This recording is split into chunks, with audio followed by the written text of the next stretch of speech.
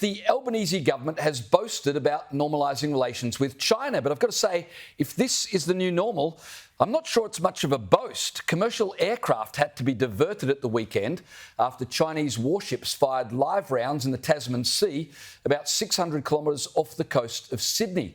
It's accepted practice that nations conducting live firing exercises in international waters would give affected nations 12 to 24 hours notice.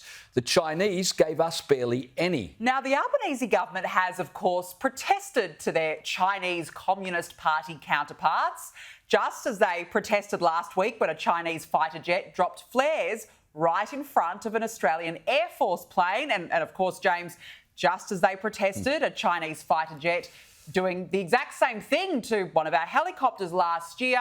And there's one more.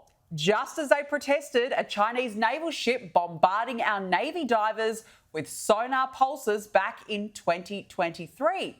And yet, here was Albo yesterday.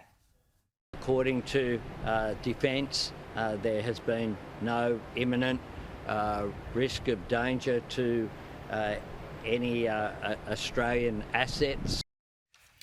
Anthony Albanese is starting to sound like an apologist for Beijing, and all those protests aren't yielding much result, are they? No. Anthony Albanese said, you know, it's true they gave us little to no warning, they didn't follow international best practice, but, he said, Australian warships are in the South China Sea, and so, you know, it's all good. Anthony Albanese's responsibility is to stand up for national security.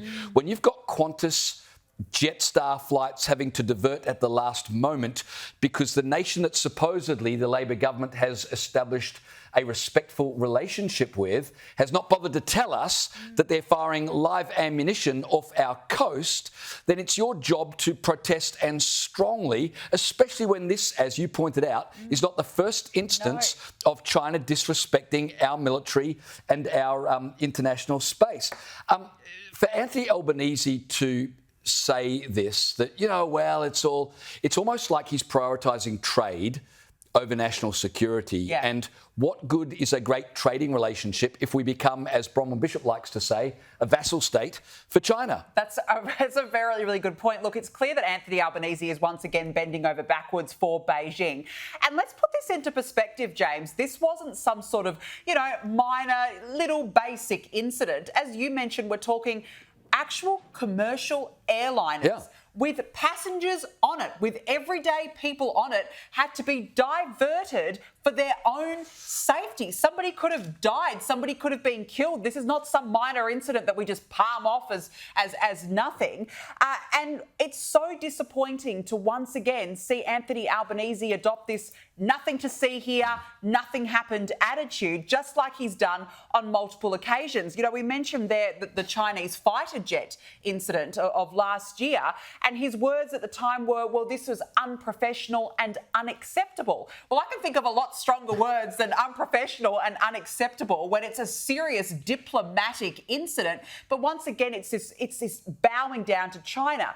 Yesterday, he was asked about this at a press conference, and he seems to be getting very testy at the moment with journalists. He doesn't like the line of questioning. He's been testy since January, clearly a sign of where things are at for him.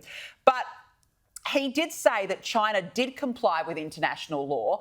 And then when he was pressed on it further, he said, you do know that most of the trade goes from here to there. Well, you know, I'm not sure that what pretty much sums it trade up. has to do with airliners, commercial airlines being diverted for their own safety, Albo. Well, I think what it means is that Albo knows he really can't do anything lest he jeopardise some trade. But I mean, even the protest, such as it was, that has been made, has been met with derision from the Chinese. Yeah. Just before we came on air, the Sydney Morning Herald was reporting that a Chinese military spokesperson had said Australia had made unreasonable accusations, quote unquote, and listen to this, had deliberately hyped up the situation to be more than it actually was. So, and one more thing on this, the Labor government has criticised the coalition. The coalition have said, look, the government should do more to protest what's happened with China. We'll speak to Barnaby Joyce about that shortly. And the Labor Party have said, well, the coalition is just being juvenile. I would worry less about what the coalition is saying about this government and more about what Beijing is saying about this government. It was November last year when Beijing said they hoped Anthony Albanese would be an example for other US allies as to how to behave, holding the US and Chinese relationship in both hands at the same time. Yeah. When China is saying that about you, the least of your problems is what the coalition is saying. I think you're absolutely spot on.